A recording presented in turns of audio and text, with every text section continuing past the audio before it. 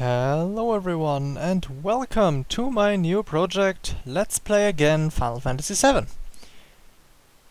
So, this is gonna be a little bit longer introduction because I'm really taking my time this time, but there's just plenty of things to say beforehand.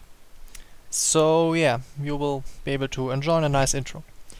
First of all, to all those who have been with my channel for a longer time, you might know that Final Fantasy VII is actually already found on my channel, being my very first Let's Play, like, I don't know, 5 years ago? Plenty of years ago. And so why am I doing it again? Well, there's a few reasons for that. And one of them being that I just think that... No, start the other way around. The smallest reason is that nowadays I just know more about emulators, at least a little bit. So I've probably at this time I have set up my emulator properly to not garble half of the sounds of the game, and I've so far just noticed one very minor sound bug and no graphic glitches. So this is a very good thing. And so that's one reason. Technique's better. Second is that yeah, the first Final Fantasy VII Let's Play is German Let's Play, and since I'm moving to England very soon, I have switched my channel to provide English content for now. So I just thought, hey, in the German version there were quite some marks, you could say, or scars from the English to German translation. So I just thought, hey, why not play the English version? I mean, so my English viewers can enjoy my point of view on this game as well. And also, yeah, just see how this goes. And the third and biggest reason is the simple fact that back when I Let's Played Final Fantasy VII, it was my very first Let's Play, it was my very first content I produced for YouTube, so I didn't really know much about content creation, about playing and talking. I knew other Let's Players and kinda, yeah, took the best of them, tried to use that for myself. But yeah, now we're, I don't know, 300 hours later, content hours, roughly. And I believe I can say that I have had my own style of commentating and yeah, just producing my content now. So that's something that I can yeah, I just want to do it properly this time, so to speak. Also, in these years I have learned a lot about video games and video game theory and game design and all those kinds of things in my education and everything. And I think I can provide a not very different point of view, but a more detailed point of view, and in some aspects also different on this game, which is, as far as I know, one of the very controversial ones in the series. Actually, it's not very controversial, but kind of controversial in this series. And thinking about how many successors, sorry, wrong word, successors and spin-offs this Final Fantasy VII had. I mean, Final Fantasy VII is like a mini franchise in the big Final Fantasy franchise. So there's so many games and movies and everything set in the Final Fantasy VII universe. I think that taking a very detailed look at this game, at least as detailed as I can be during playing it, is worth my time. And hopefully yours as well. So those are my reasons for playing this. And yeah, I think by now we can start. No, actually, there are a few things that I usually do in... Yeah, just... for those who are new to my channel, you now know my reasons why I play this again and why I play it in general. It's also one of the big games of my childhood, the very first Final Fantasy I played. And yeah, one of the games that really brought me into gaming on the PlayStation 1 back then. And yeah, for me, I'm doing it in the following way. When the game talks, I don't. This does not just include voice talk, because this game does not have voiceover. It also means very important cutscenes, for example. There's no talking, but it's providing you information. Or the text boxes. I usually do. Okay, text boxes are different because you can pause and read them. But for example, if there's just not very important stuff happening, you'll see. For example, in the intro, I just generally don't talk. But this is an exception, because the first part of the intro is kinda useless.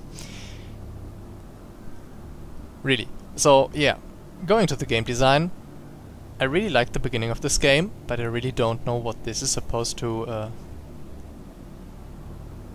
I mean, it's a starry sky. You know what it is, but I don't know what's the purpose or why they put this there. I guess they were just like, hey, we got some free space. Wanna make one of the cutscenes longer? Yeah, but I don't know which one. I don't know. Maybe the intro? What do you want to put in the intro? Don't know. Stars?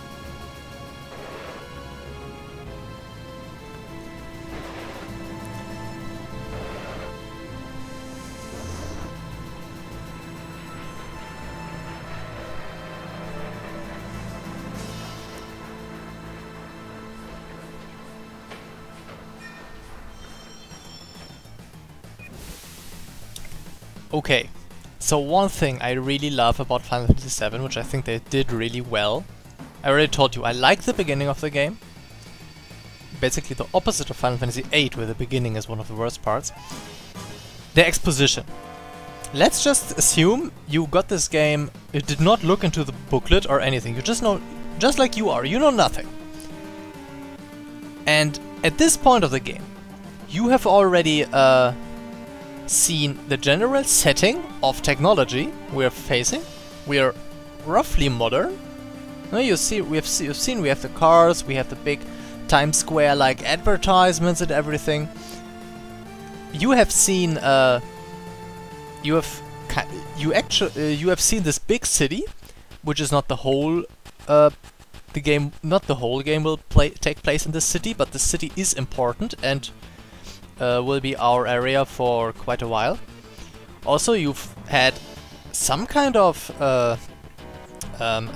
drama curve already with the general shape of the city, with the tower in the middle. So, I mean, you're sure that's important, right? I mean, look at the fucking tower. Let's just add to this point. That's before you read the first line of text and see you don't even see anything happen. You just see this and already know so much. And I think this is really well made. Okay, the graphics, of course, PlayStation 1, 1997. That's old. We having, it was the first Final Fantasy on the PlayStation 1. But one thing I really love is the fact that you can yeah, adjust the colors of the window very yeah, detailed, in very great detail. So yeah, I like green, so we're gonna be playing with the green window. The most of the text is of course centered to the right, so we make the right a little bit darker. Difference not big enough.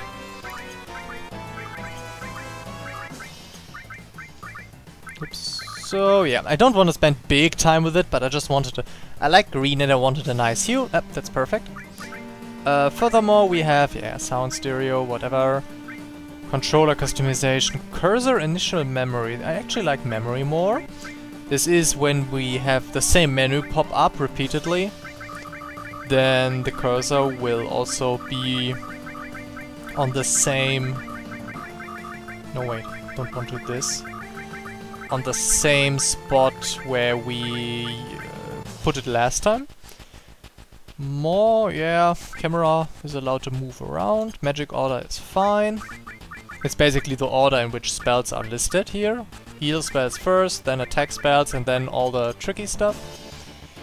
So yeah, we can go. First secret, bam. Bam! Second secret, 2 potions, and you need to click for both of them separately. So yeah. Another thing you know from the music, whatever you're doing here, okay, you kick the guards, tension, action. This is how you're supposed to be put on the game. You start the game and you know exactly, you have something to do immediately and you know what to do. Okay, we don't know exactly what we are doing, but we know where to go. I mean the streets very, it's just one way, not much happening there. Plus it's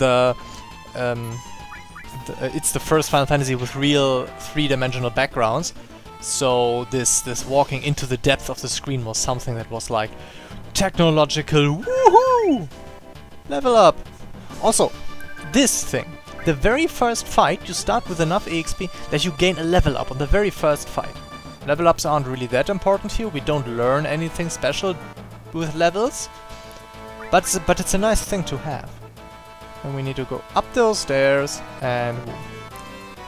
can we? Oh yeah, we can turn on this when you press select, you have these little helpers which show your position, the position of screen transitions, and not visible currently, ladders you can climb. Oops. But I think I will have them turned off for now, because in some points of the game they really make finding your way easier, and yeah, just we'll try without first. If at some point of the game I don't know where to go, I can still activate them. Yeah, this horizontal half-transparent window that appeared over our character status is just a little help and explanation window. Yeah. Exposition continues. And again, a kind of natural conversation.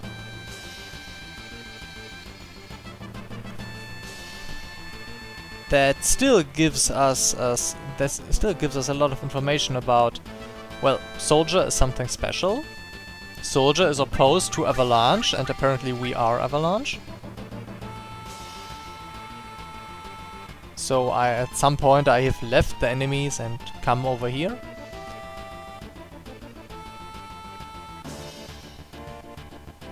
And apparently we are not a firm member of the group. We're just helping out. It's all these tiny informations that you play the game, you take in the information, and you know it without even realizing you learned it. And I think this is really well done. And it's a good way to bring the information to the game.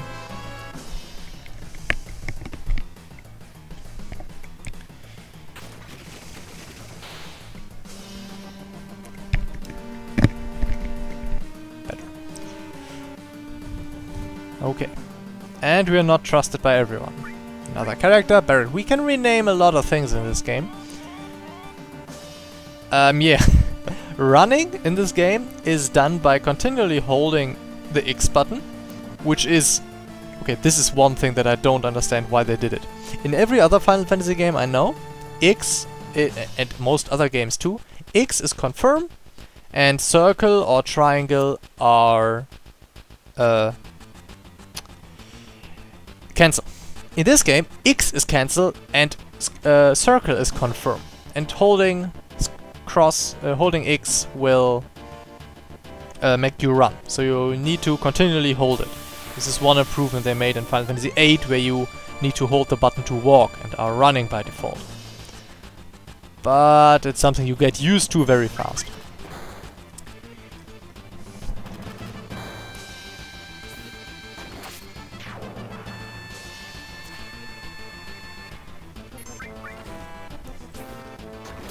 So yeah, about the combat system, I mean, many things are pretty self-explanatory. We have HP, we take damage, and taking damage is bad. There's no color coding for damage taken, damage dealt.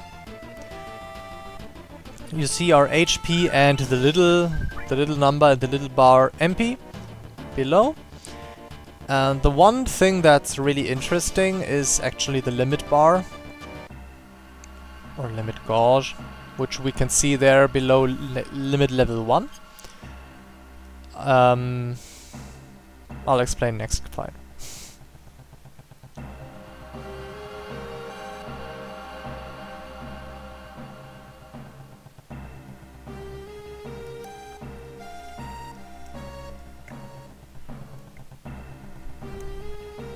Still think the text is a little bit fast.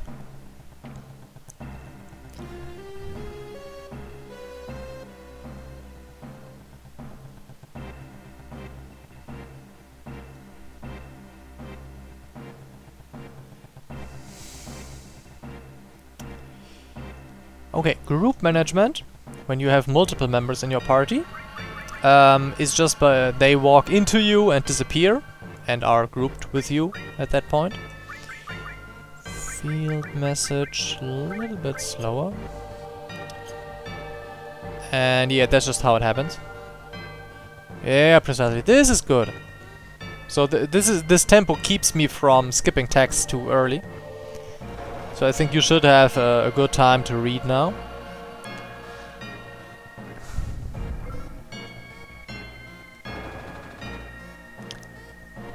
So yeah, where was I? The limit gauge. Yeah, it's just you take when a character takes damage from a monster, as an enemy, then the limit gauge fills, and when it's filled, you can use a special, a very strong attack. More code crack? Oh no, that's just a switch.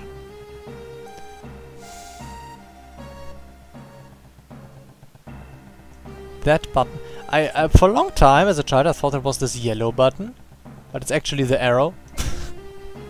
Which is, if you know that, once you know that this is a lift, it's kinda obvious that you wanna press the arrows.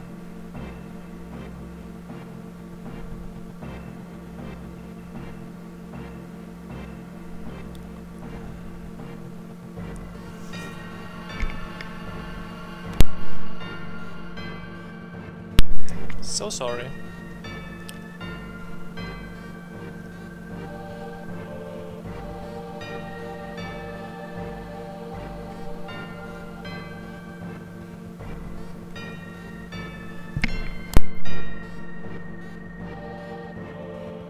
Okay, I think that was it now. I usually sneeze twice.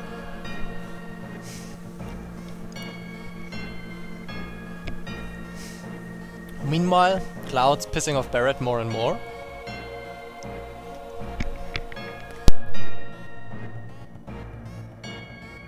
Hello, I'm not allergic. Can this please stop?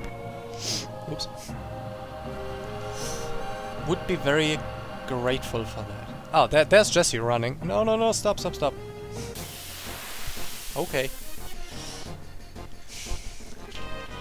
So yeah, you can watch the character's limit gauges now. Cloud's is nearly full, so we will see a limit from him soon.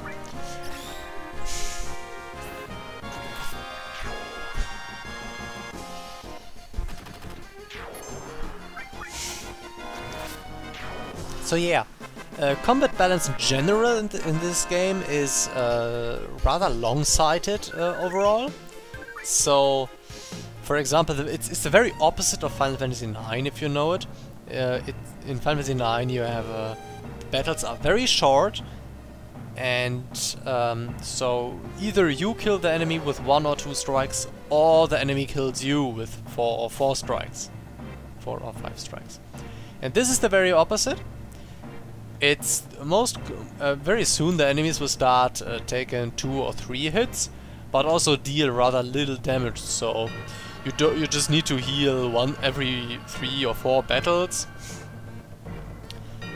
But also the areas, of course, are quite extended due to that, so that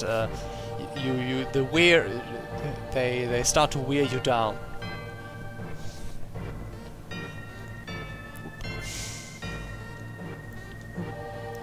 Yeah, she's just explaining me ladders. Yeah, I know how to use ladders. Thank you. But hey, if you've never played a Final Fantasy, it's a good thing. It's very good that all those things are explained. For example, Final Fantasy VIII has no tutorial about ladders. I mean, once you know, hey, this is a button I use to do things, and you see a ladder and you can't just walk onto it, you naturally kind of try using them with the use button. But for very new gamers, this is a very nice game to start with, because it really explains a lot of things.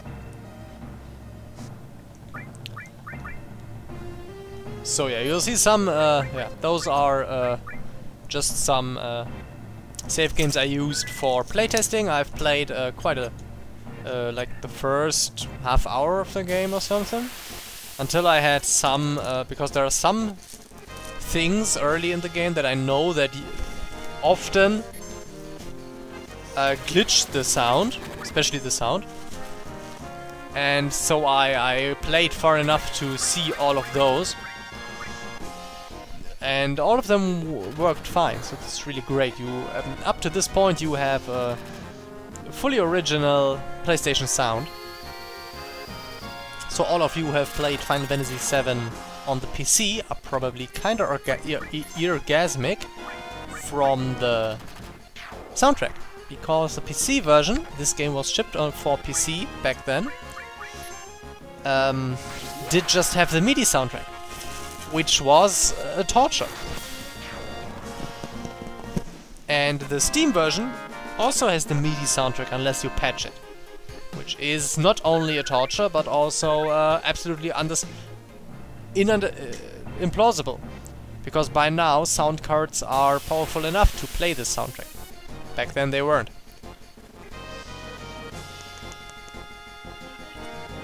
But yeah, on the PlayStation you had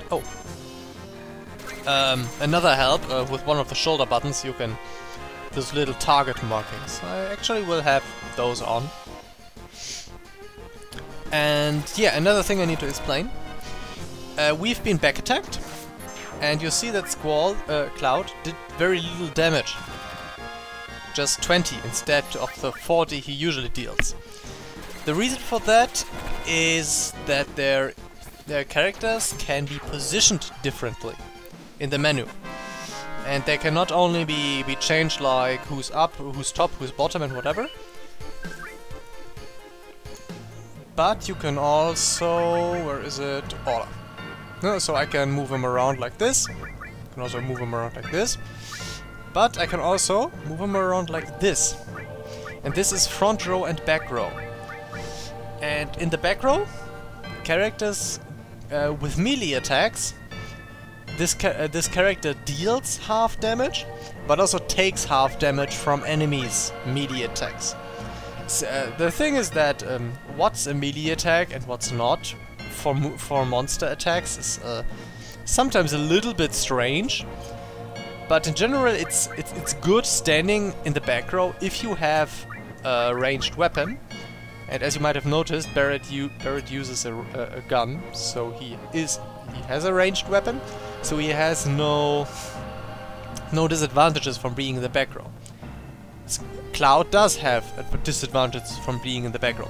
And when you're back attacked, of course, your back and front row get reversed. So right now we have Cloud front, Barret back.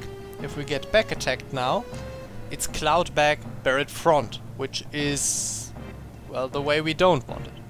We found something which we can't use yet. I won't even try. And also it's a dead end. Our target.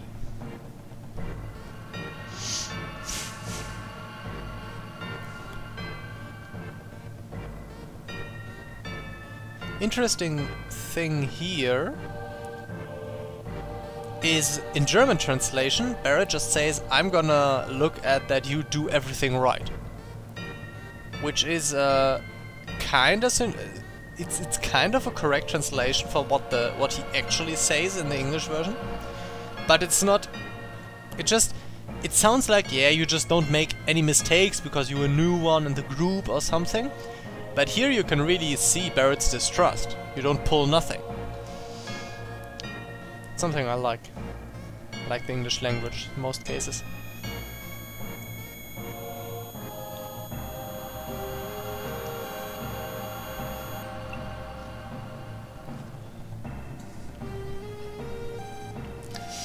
We are hearing voices. Voices no one else can hear. You're probably not a parcel mouth, so that's bad.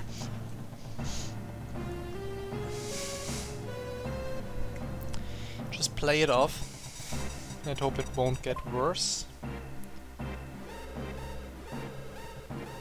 Oh yeah, this is the one sound bug I found. This alert is usually it's just one high note, but we have this kind of trilling. This I don't know what it's called in English. I think trilling sounds like kind of sensical, kind of senseful. It makes sense. So yeah, this usually sounds a little bit different, but that's actually all. So it's not that bad. Yeah, our first boss, Big Bad Robo. And robots, I just use every spell I have. Robots in this game and many other Final Fantasies usually are weak against lightning.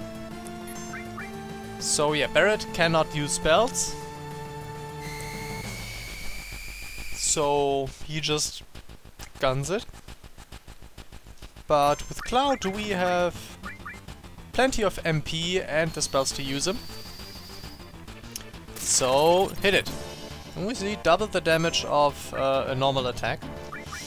This boss mechanic is currently relatively simple. He has this focus beam, or surge or what it is, which is just...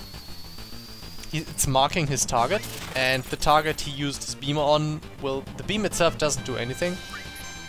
Oh shit. And the target he uses the beam on will be attacked in with his next hit. Yeah, this is a special, however. Yeah. If it has its tail up, this means that yeah, the defense is raised, and it does this very uncool attack. I do not like it. So you see, damage was halved for Barret, despite a laser being technically ranged. So, I don't know. It's a nice thing, so I won't complain, but... So now we just need to wait until the...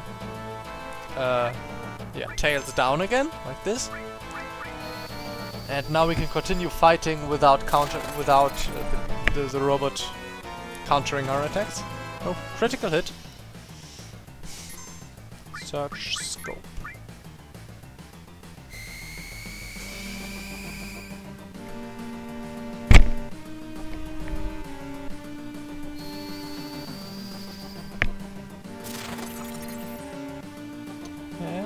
Should be dead by soon. Not soon enough. Whatever. Whoop. So yeah, the increase of our limit gauge, of course, is proportional to the damage we take. Boom.